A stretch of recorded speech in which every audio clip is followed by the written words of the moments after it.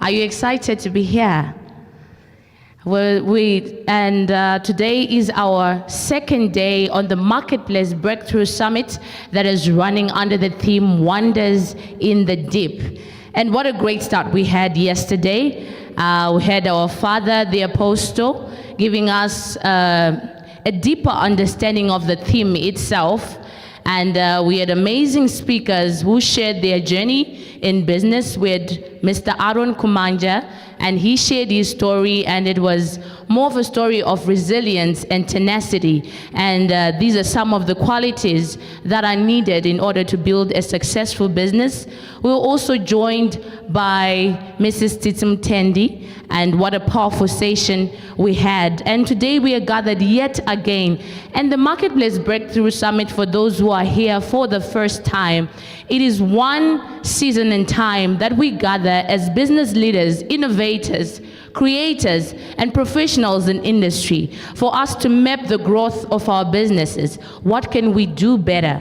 What is it that we need to improve on? And I'm so excited for all of you who are here today. And what I can guarantee you is that you walk out of here a better person. So without taking much of your time, I would like to invite our first speaker for the first session of today, Dr. Manzungu. Let's give him a round of applause as he comes through. Come on, let's give him a round of applause.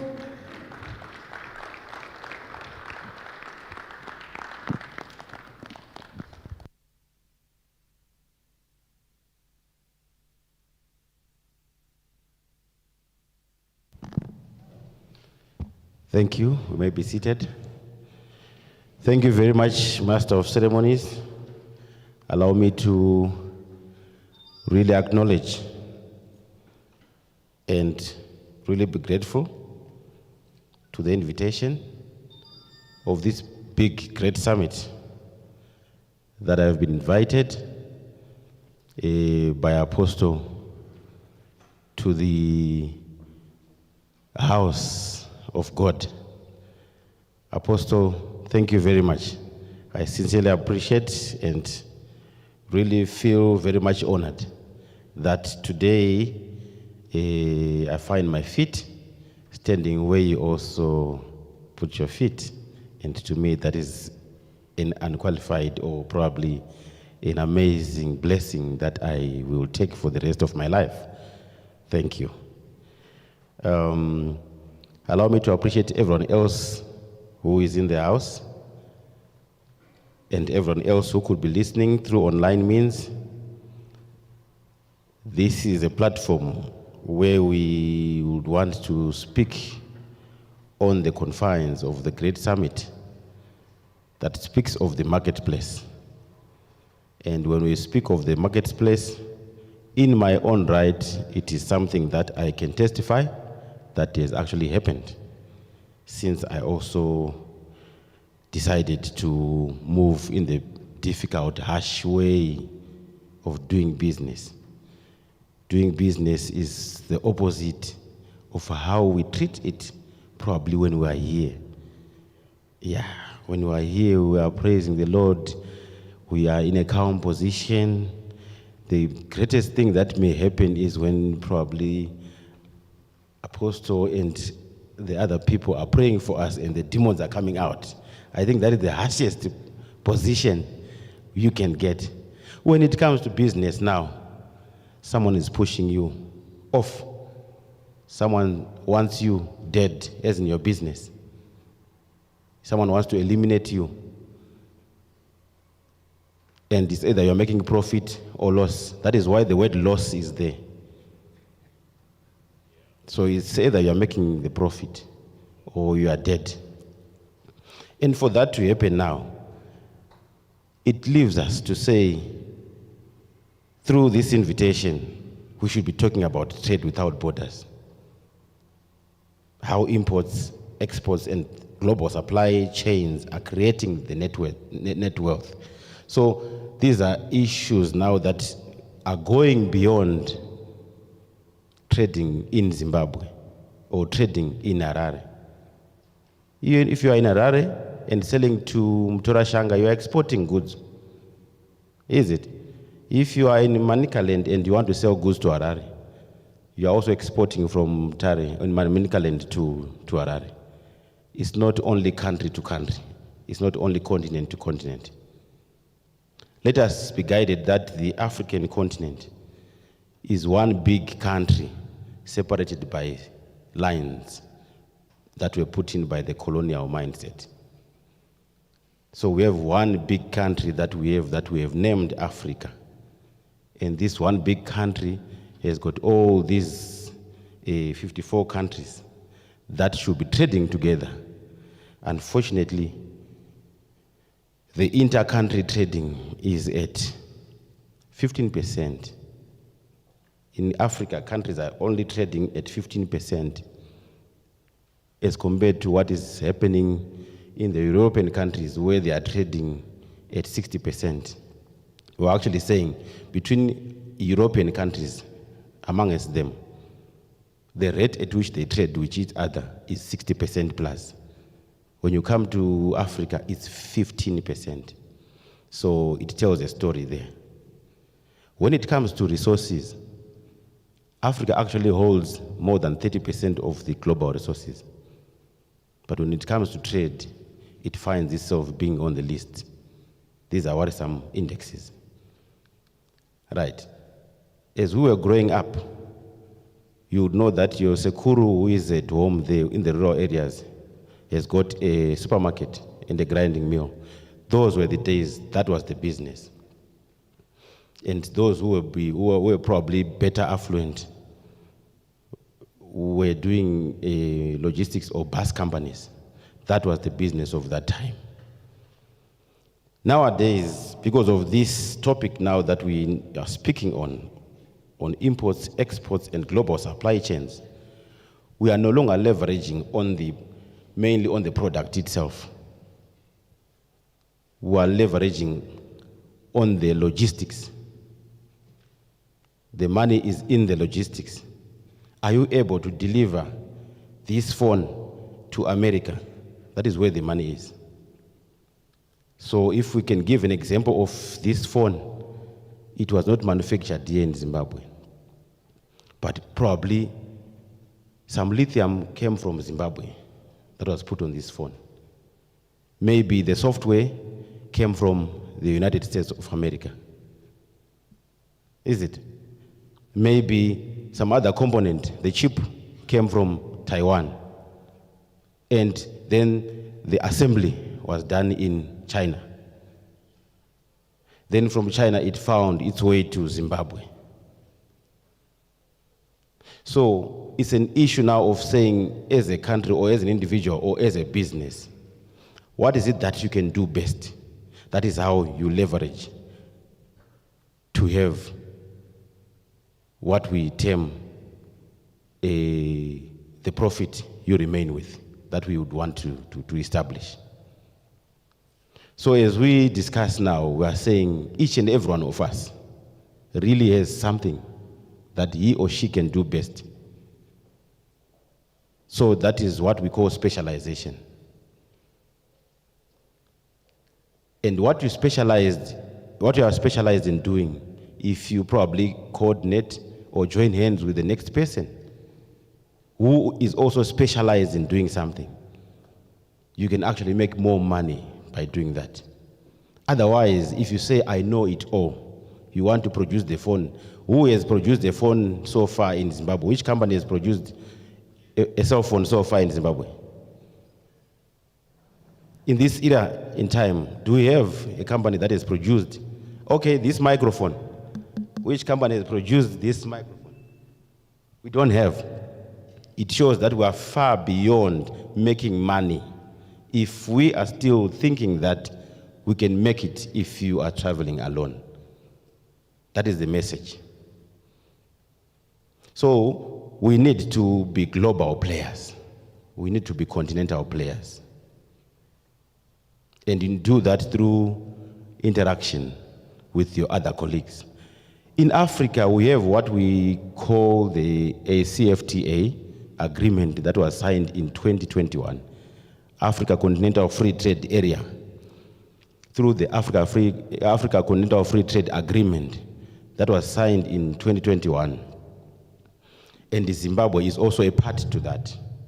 The objective of this agreement is to make sure that all businesses of people that are in Africa, in each and every country that is in Africa, they come together, they trade, they reduce issues to do with taxes, they aim at having borderless transactions. Meaning to say you are able to say, for example, Zimbabwe. We are well known for being the breadbasket of Africa in the previous times. And we are almost getting there again because of this movement that has been going on very well in recent years.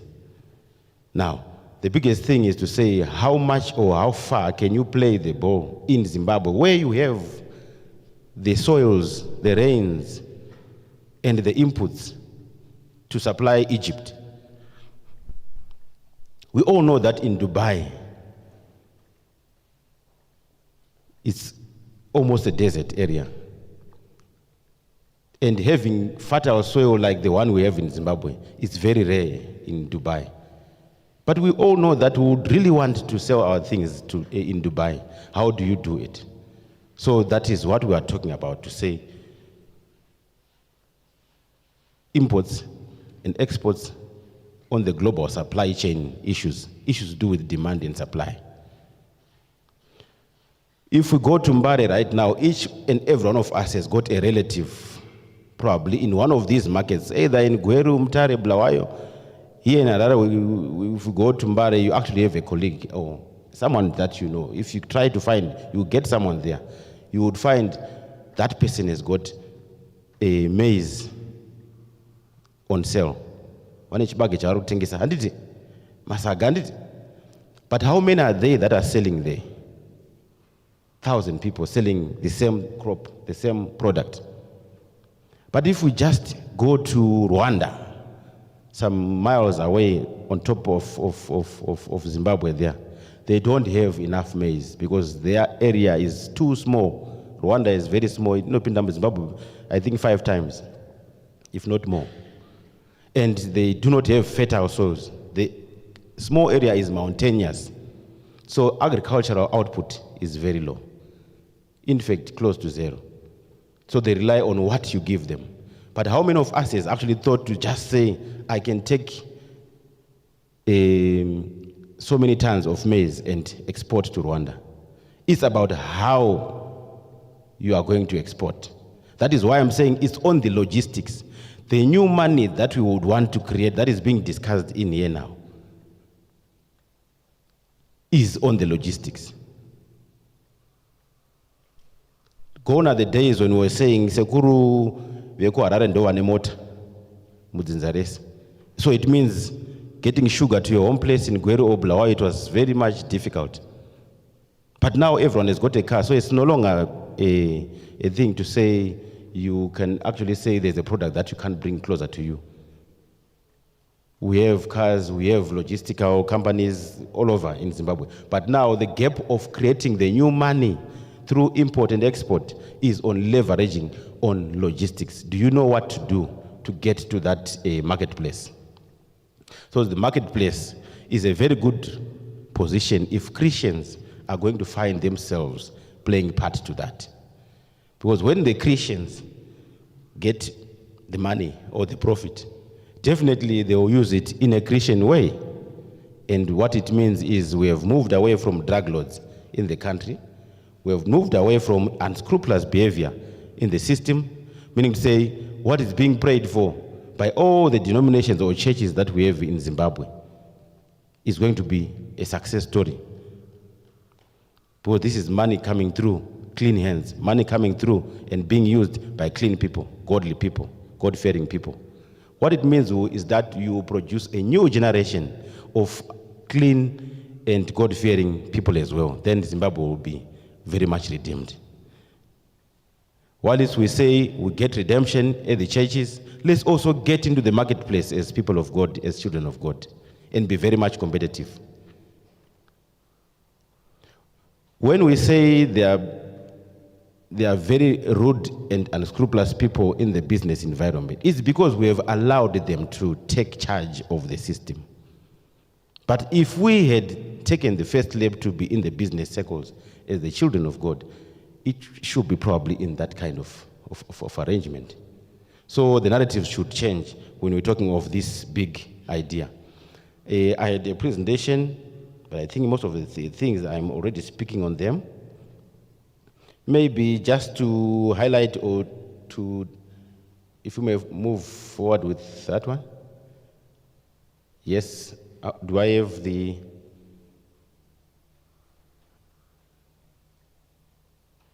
how do I move the,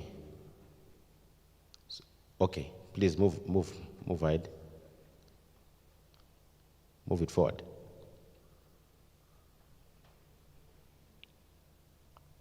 Okay, move it again. All right. We actually have an issue to talk of the advantage that we actually have as Africa. So when you see Africa as a continent, we spoke about it being a country, one big country, that is just having lines that are drawn to say this is the demarcation of Zambia, and this is the demarcation of South Africa to Botswana, and so forth and so forth. But you would see that we actually possess advantages as a continent, where you see that we have issues to do with policy, issues to do with the digital rails, issues to do with the nearshoring, entrepreneurial density. Here we're trying to say, for example, on nearshoring, we were actually saying in the previous times, we used to know of cars coming through Durban or Cape Town. But with the passage of times, we now have your Tanzania, Dar es Salaam, you now have your Beira corridors, you now have also Namibia, is it? When you say that is an advantage that you have as people who are in Zimbabwe, these are your near shores. You can actually trade from any of those, and the prices can actually go down depending on where you are getting or importing your goods and services to Zimbabwe. When you also see people in Zimbabwe, they are very much entrepreneurial in mind. Very much entrepreneurial. But the only challenge is that they can't then expand their mindsets. People can do wonders. Even when I'm going to South Africa, Madoiri, that is being entrepreneurial, is it? In the biggest sense, they were exporting and getting the rands into the country. During that time, rands were very much of high value, is it? But you then see Mzukuru wao nas asitomboita izvozvo. What does it mean? We are being lazy. We need to be action-oriented on things to do with the entrepreneurship. So entrepreneurial density in Zimbabwe is very much high. Very different from South Africans, as an example. Zimbabwe and South Africa. That is why you see there are complaints with regards to whatever is happening right now in South Africa. While is they think that you are taking their jobs. But the big question is, can they create the jobs? That is the big question. To an extent that even if every Zimbabwean is taken out, every Nigerian is taken out, you will not see the difference. In fact, you will see trouble and disaster at its highest peak.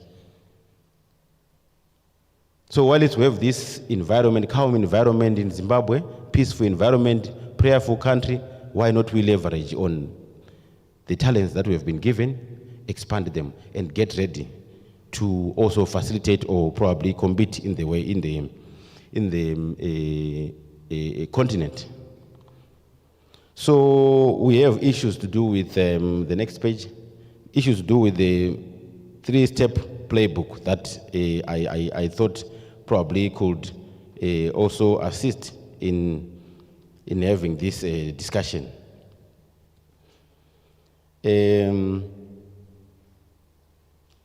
It's an issue of finding supply and demand. I think I spoke to this.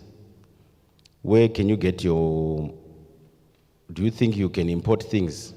Where do you think you can export things?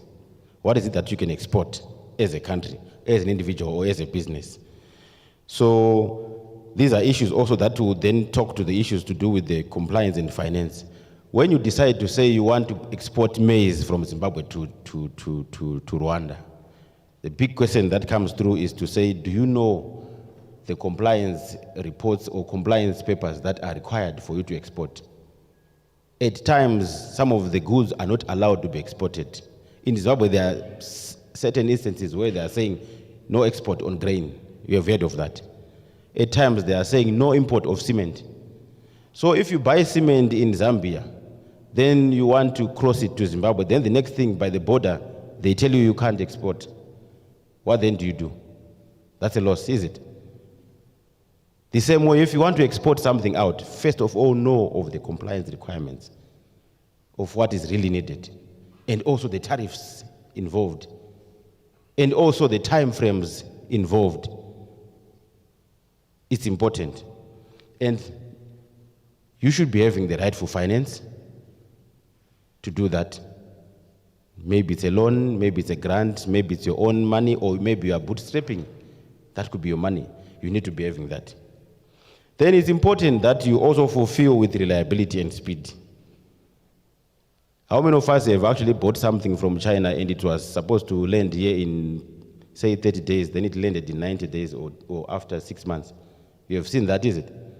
So do you get back to that same supplier the next time? You can't, is it? Some of you pray to say, man of God, I'm trying business, but I only have one client, and that client is now talking stories. I no longer have, can I try the next business? It's not about that. Were you reliable in the first instance? In the first business that you were given an opportunity to do, did you deliver quality? Did you deliver with the right price? You have told someone that this will cost $100. At the end of the day, you want 120 from that person. You are not reliable. So don't dream of being at the marketplace at the right time and make a profit. You are not going to win. These are the issues we are very much interested in. We also need to look at the pitfalls. Please move further. Pitfalls and risk controls. When you are a manufacturer of a detergent product in Zimbabwe, you might need to import some chemicals from South Africa or Dubai or elsewhere. When your business starts moving, make sure you don't rely on one supplier of your ingredients. What will happen to your production line if that supplier fails to deliver in time or fails to deliver the correct chemical, or even actually, or probably winds up? It becomes difficult for you. Therefore, you're not going to be delivering at the right marketplace at the right time with proper results. It interrupts your business.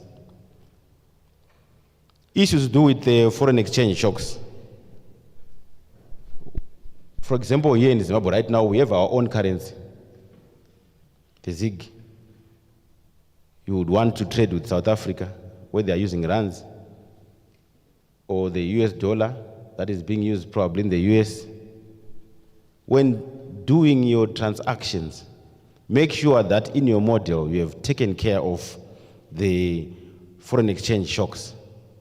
Because if a currency changes, even a rand can change, is it? Even the kwacha can change anytime. What will you do in the event that happens before your product lands here? So meaning to say you should have that kind of insurance. It's either you are placing a premium on your goods to cover for that in the event of such. It happens anyway, not only in the ZiG. By the way, the ZiG has not really moved in the previous 12 months. So it's actually better than the kwacha or the rand in the meantime. So these are the issues. You should be very much careful on that one. I spoke of the compliance gaps and the reputational risks as well. So when you taint your risk, your reputation, no one wants to trade with you. If you are into real estate, like yourself, and you happen to not do proper due diligence, and then you probably sell a house that has been sold already because you have been ill-advised by your client, the one who carries the most risk is the business, is it? So there is need for that kind of reputational damage avoidance by way of proper due diligence in all the transactions that we could be doing. Then, of course, the issue to do with logistical disruptions. The ship has docked, or probably we have heard of the Russia-Ukraine war, where we as a country are also importing our fire brigades, our fire tenders coming through to Zimbabwe, and they have been captured somewhere in that top level, North Sea. They stayed there for quite some, I think, more than 5 months there. Imagine as a business, you've imported your fire tenders, you want to distribute, then they are captured somewhere there because of political or economic issues. So those are issues that will disrupt now on your business with regards to the marketplace. So in other words, we are trying to say logistical disruptions. Let us be having issues to do with insurance. There is insurance that we are dealing with in Zimbabwe. There is insurance at Africa continent level. There is insurance at international level. Whenever you want to transact outside of the country, cover yourself using well-renowned insurers to your business. They do cover you and pay you in the event that there are issues to do with any disruptions. So these are issues that speak to how do we modify, how do we move to the next step of life other than the whole approach of doing business that we've been doing in the country. It is important that one day we visit the same place. We have more than half of the people exporting goods, importing goods, and doing business at the marketplace. However, as a Zimbabwean player who wants to take place at the Africa Continental Free Trade Zone, where you want to trade with your colleague in Zambia, Namibia, Egypt, or wherever, Zimbabweans will continue lagging behind if you do not train your people. And this is one example of how people are trained. Thank you very much, Apostle, for creating this platform. It's not going to be easy for us to stand at the Africa level as an institution or as Zimbabweans if we don't know how to transact. If we don't know how to, some of us cannot even negotiate transactions in English. So how do you intend to transact with your Namibian counterpart? If you cannot speak, it's not your problem. But you find a colleague that will help you, an agent. It's very simple. Someone will assist you in that regard. Is it? When it comes to Zimbabwe, I think if you go in town in CBD, you find those guys who have shangu leather, veranda, makazona. Belts. Those people. That is not the right marketplace. Because you are producing those shoes in Zimbabwe. We have butter in Zimbabwe for various. In fact, Zimbabwe is a ground for the resource, natural resource. We have the skin in Zimbabwe. We have the skin in Zimbabwe. It's processed there in Zimbabwe. Butter can actually have these things done. A lot of people are now manufacturing these leather shoes in Zimbabwe. But guess what? We have a country like Dubai where you haven't seen a cattle. If you've seen Mombego, Dubai, they don't have. If they are doing that, they are now creating small farms and trying to do artificial farming. That's what they're trying to do. But now we are saying, why don't you find a perfect marketplace for yourself in that area? The big answer you give me is to say, "Ndoenda sei koko." Is it? That is why I'm persisting on the issue of logistics. To say it's no longer on the shoe, it's now on the logistics. There are many agents there. You can receive your money through different other platforms. Is it? Why not look into that?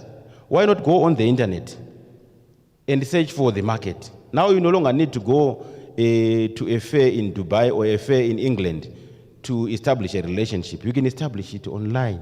So let us make use of the online platforms that we now have, and let us make use of those online platforms to advertise our goods and services that we have in the country.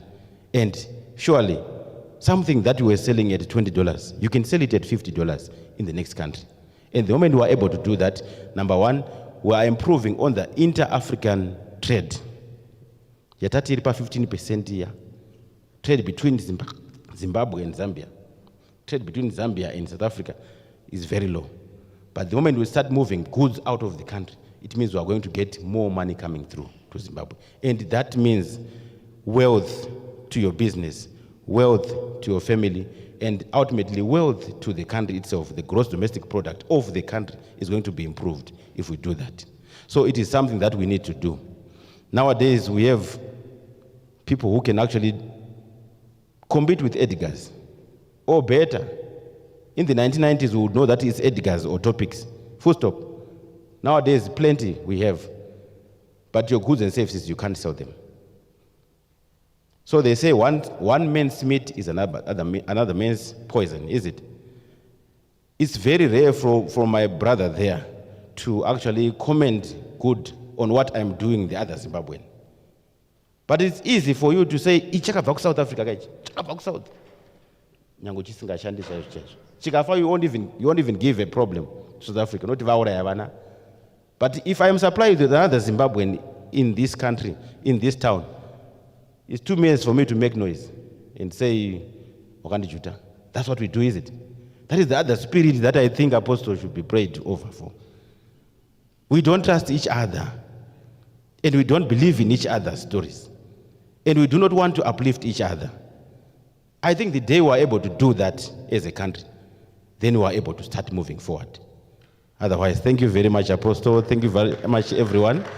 I will take the rest of the very much important time also, so I wouldn't want to do that. It's a Friday, and more other people will speak after me. Thank you very much for taking your time to listen. Thank you very much. Wow, thank you so much, Dr. Manzungu. If you can just stand there for a while, and then we give the audience an opportunity to ask questions directly. So thank you so much. That was quite powerful and insightful. And all those who have questions directly to Dr. Manzungu, you can raise your hand. Any questions in the audience on the topic that he just presented? If you have any burning questions, kindly raise your hand.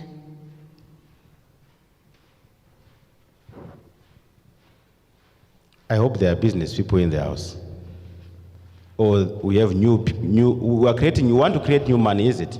Yes. So it's a platform to say, if you're not in business, this is the platform for you to ask questions and know how to create the new money. Oh, thank you. The presentation you've given is very, very profound. I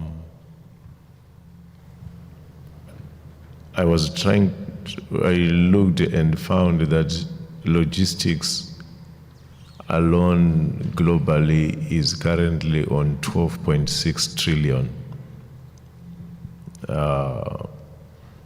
trading levels is earning, and they are saying by 2027 they will be hitting 24 trillion because of the volumes that is coming. But I don't see the mentality of our people opening up to see business in logistics.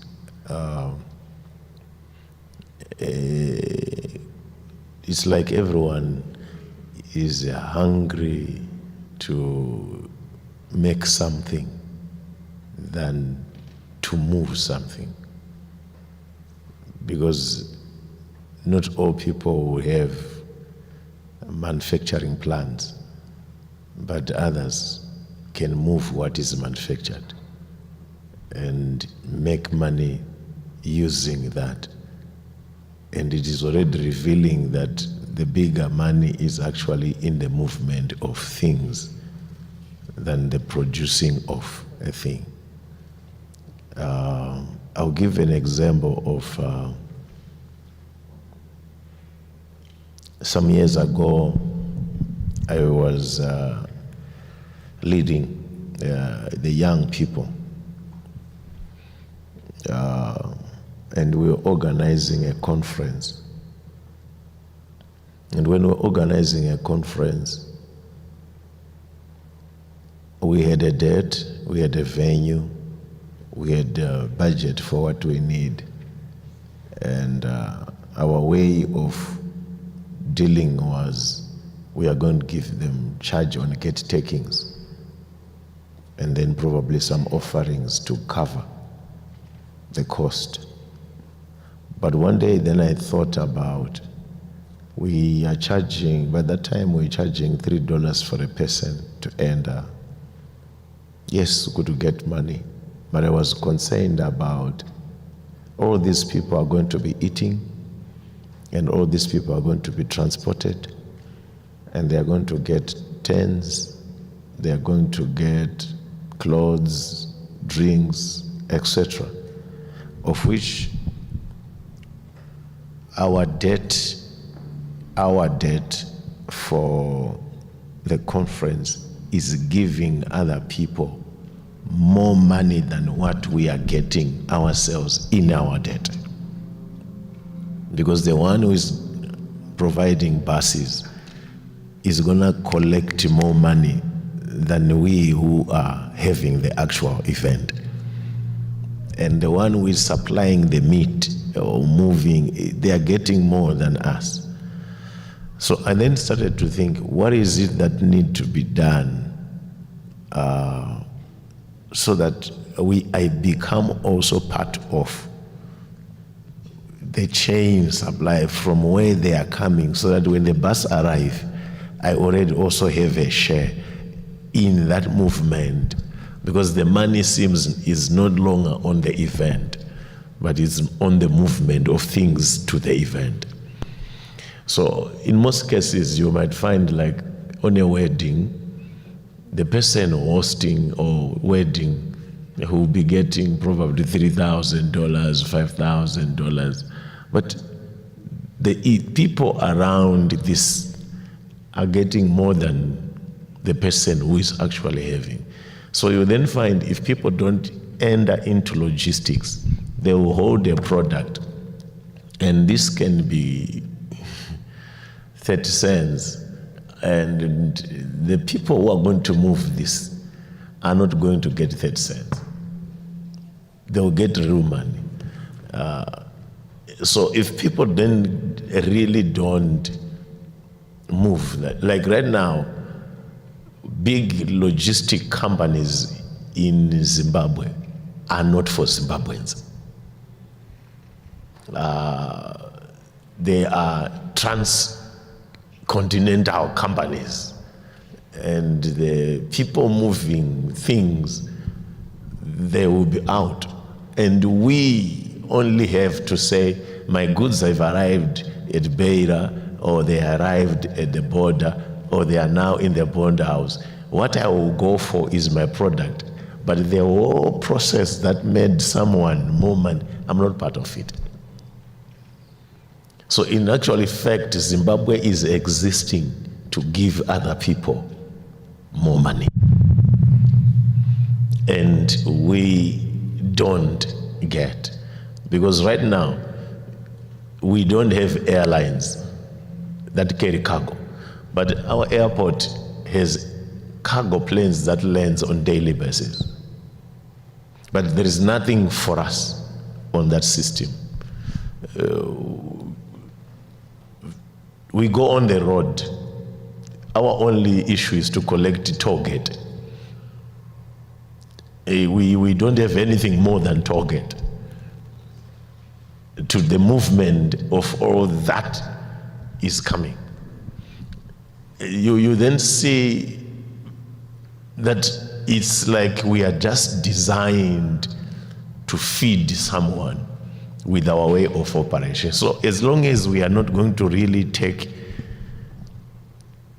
put infrastructure, to put systems that make our hands fully involved in logistic, whether we produce a ballpoint or we produce clothes or shoes, someone is gonna get more money than the shoe I produce. And that's why Dubai is more logistical. They don't have much to work on manufacturing. They are working more on logistic. And people are very confident, if I go to Dubai, I get something. I get this, I get this, I get this. Because of the system they have put on logistics. So I just wanted to add to say, maybe it might be something that needs to be put in the mind from the farmers to the miners to the manufacturers to every system to see there is this gap that is holding. Right now we talk of DHL, we talk of KLM, we talk of all this. These are logistic. When DHL here came, it came to stop post office. When FedEx came, it came and closed our post office. And yet these ones that we have are not part of us. But they actually shut ours. We no longer have ours because they came in force and they operated, they put systems, moving letters, moving goods. We used to have Swift. And DHL, all these companies, they came and established branches in all the places and kicked our own. So our own were deleted by others. So it means currently the whole movement is in the hands of foreigners. So even if I want to move something from Harare to Gweru, I need it faster.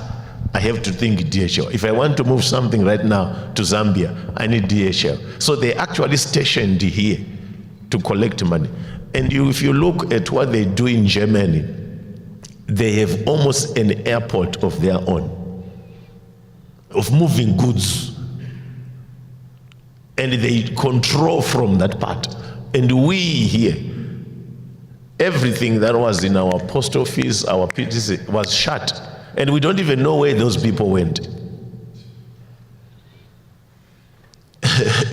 Because all the logistics were taken. So I think something must be really worked on putting hands into the logistics. Otherwise, whether we have lithium, I can tell you even lithium when it's moving, it's not moved by Zimbabwean. Even when gold is moving, it's not being moved by Zimbabwean. Someone is making that. So we are going to have minerals, but we will not get as much as the people who move them. Okay. Wow, thank you very much. This is rich information coming out. And as he was narrating the issue of the revival that took place, a solution would come in quickly to say, we did not benefit on the transport that brought people here. We did not benefit, maybe we did not benefit on the, if there were restaurants that were selling foodstuffs, I don't know, we could have not benefited as well. Those who were supplying maybe tents or something like that, those were service providers although. So the next time we do such an event, we need to be having service level agreements with all these people who are going to be taking part of this whole game. To have a 10% or 15% or some kind of interest or commission premium, if you bring our people here, we should be having a share. You have made money, do your money, but bring something on the table. If you're going to provide tents across, what is the commission there? Because we want that money to come and work again in the work of God here. Yeah. Yeah. So that's another form of business. We do not need to buy tents. We don't need to buy buses. We don't need to buy to have a big restaurant here. No, we need to have those who supply goods and services to come and enter into an agreement. Meaning saying we should probably have, the church should actually have a suppliers list that they throw in the newspaper to say, if you want to be a supplier of this church, please apply. And these are the conditions. You shall pay $250 as registration fee or the bidding fee. It's very legal. you shall ascend to a 10% commission on all sales that you are going to do. Do you agree? Agreed. Then we sign the papers. Then that's it. By the end of the conference, we have a report coming from the finance director of the institution. I think also, maybe, I'll give for example, like this structure. We got the materials, these materials from Cape Town. And when we got them, they also used a South African logistic company to bring them. So we lost it twice, just before we got them here. So something need to be done there to say, if I buy from your country and it's coming to my country, then our company, logistic company, shall be responsible to move it into our country. We can't lose double. We paid for the product and we pay for the transport. Something then has got to be part of the system to be, if I get something from Angola, the product is okay, but to collect it, a Zimbabwean company must go and collect it. So that at least you don't have double. You pay for the product and you leave the money again for the transport there. It's the same place. So it means you are not getting anything except the item. So you're already 2/3 lost. How about the construction? The construction, they came and mounted. That's to show you the level of where we lack in terms of putting things in place.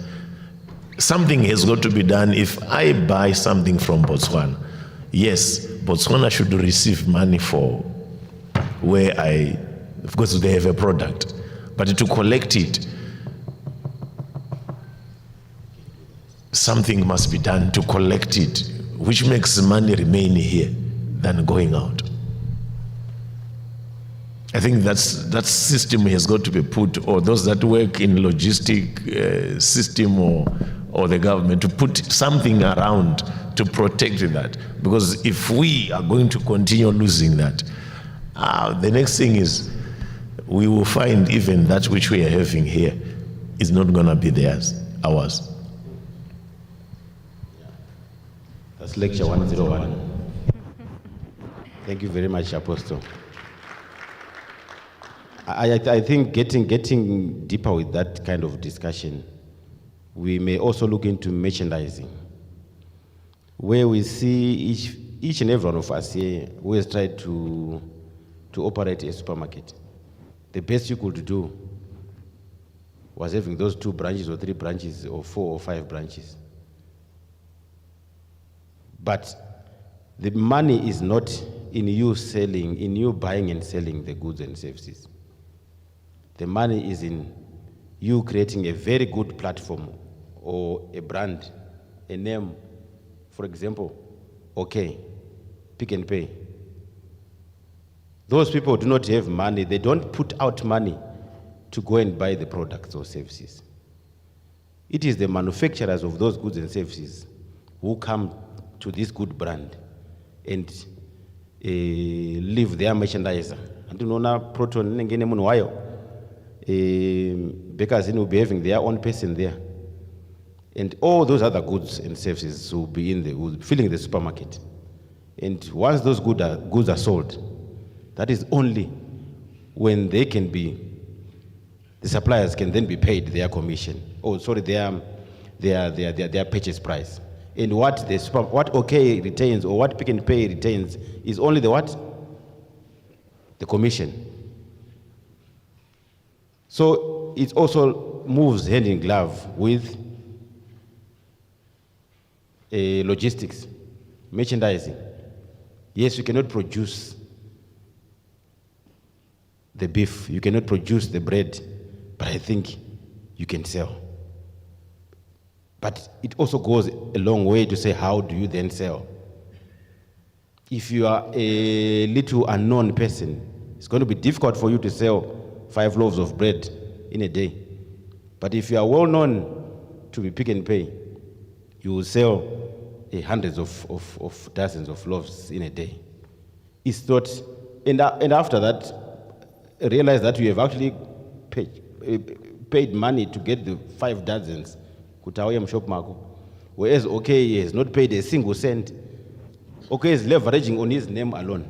So it's also important that we also advocate and have our people learn how to build their brands. I think the next time also we should deal with issues to do with the branding. How do you brand yourself? How do you brand your business? How do you become reliable and trusted? So that you also limit requests for prayers. Read branding. Is it? So it goes a long way that way. Then we are at the right marketplace at the right time and we make the right profit. Yes. Thank you so much. Oh, we have a question.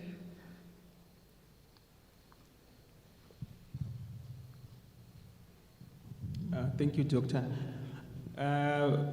My question is, I'm seeing like you mentioned about logistics, that people should move in logistics.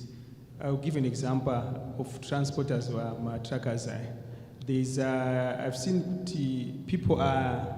there's proliferation of middlemen that are really, they know there's somebody who needs to move goods. They look for the transporter. But the pricing that they are offering these transporters, it's like it's leaving the transporters with a little margin or maybe a loss. It's like, for example, prices, the fuel is gone up, but you find that they still wanted to move goods at the same price before fuel went up. But when they go to the exporter, they increase price. So my question is there no a way of regulating? Because I think these middlemen are killing the actual owners of these trucks. Because at the end of the day, when the trucks is a breakdown, probably you won't see it again because they are not able to get space. So is there no way that can regulate middlemen? Probably it's happening with the issue of runners again. Because I'm seeing that they are killing those that want to export. I think it's like a goat caught by a lion saying, "Is there no way we can just live together?" When a lion is caught, it wants to eat. When we are in the business is either I get it all, or if you are wiser, you take your share. So kuti azombofunga pfungwa yokuti akunzwire tsitsi kuti kwako unozondorema iye achitoona opportunity yokumaximize profit somewhere, zvinonetsa because chaakafambira kutoita mari yakawanda kwete shoma. So iye uyo ane midziyo yake ndiye anofanira kutogona kuona kuti how do I win in this kind of a jungle. Otherwise, if you are looking for people to be merciful because you have running costs, they will actually run them out so that they can buy your truck cheap and kick you completely out. So it's a jungle. Hakuna shumba inozonzwira tsitsi membwe nokuti yachema chema. Kana ichida kungodyika inotongodyika. Yeah. So the marketplace is a jungle. Of course, what we are saying, if you are having this question as a transporter, the best answer would be to say, you get into the business also of being an agent as well. You have the transport already. Why not be an agent? It's a matter of registration. Then you become very competitive against your competitors. It's that simple. And also, if you are coming from an angle of you being probably the client, we are saying, why in the first place are you dealing with unregistered agents? Because unregistered agents do amuroda kavanenge vachitaura kuti zimu yako idzike. Anditi ndizvo vanenge vachitaura zimu yako inenge yadiki. Asi anozokurova uko. When you come with the car in Harare, why exporter kunoku kana kuti why exporter magoods amo Harare, then the next thing Zimra is on you. And you are trying to get back on that agent, you cannot get out of that agent. Ashabatiki. it's on you again. So it becomes expensive. So from the client's perspective, deal with the rightful registered authorities. If you are coming from the logistics company, get in that space. It means that is another space of making money. Being an agent, being a logistical person. Right now, our colleagues, the Chinese, have overtaken events in terms of logistics in the country. We used to have our own Cobro, if you remember. Cobro, is it? How many times have you then seen it in the recent times? They have taken over. That's why we were saying business is a what? It's a jungle. So play your cards very well. At times you will see other logistical people do not even own a truck. They get a contract to transport coal. And they are given a contract to transport more than 500 loads. But Angas not going to track one. What he does is to get to you, who has got 10 trucks, the other person who has 10 trucks, then he performs his business. That's another area. That is actually, Murugwa team, they are middlemen, but they are business people, in my view. Thank you. Thank you so much, Dr. Manzungu. Let's give him a round of applause. We had quite a powerful session. Thank you very much. Looking forward to being with you in the next chapter. Same here. Thank you so much. Come on, let's give him a round of applause. We can do better. Thank you so much. So we're going to take a short 10 minutes break as we continue into our next session. Thank you.